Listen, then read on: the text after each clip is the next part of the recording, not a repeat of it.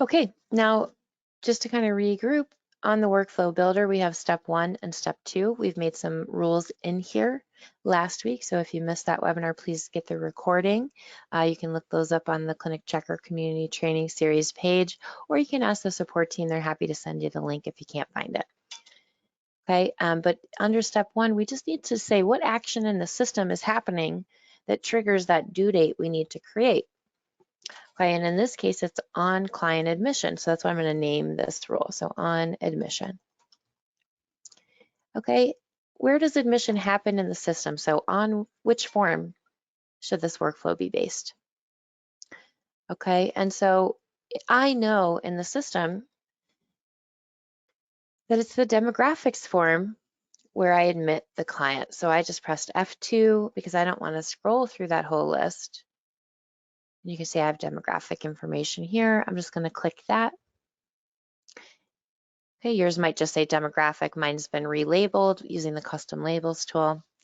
Yours might just say demographic. Okay, and on that particular form, there's a certain action that happens that admits the client, and that's when we change it from intake to patient. Okay, you'll notice there's some other actions that are specific to that demographic form, like active to discharged. That's helpful if you need to trigger a discharge summary later.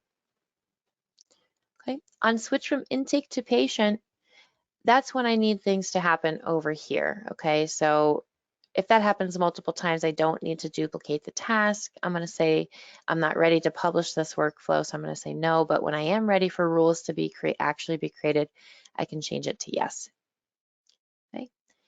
If this rule is specific to certain things, like this only applies to adults, I can filter using this add filter button. So I just clicked add filter right here.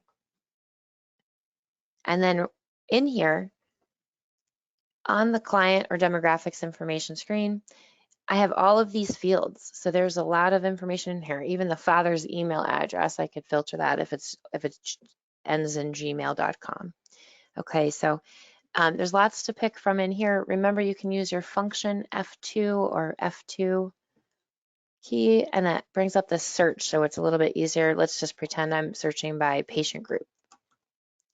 That's where I could filter the list, and here's the patient group, and I could say if it's the anger management group.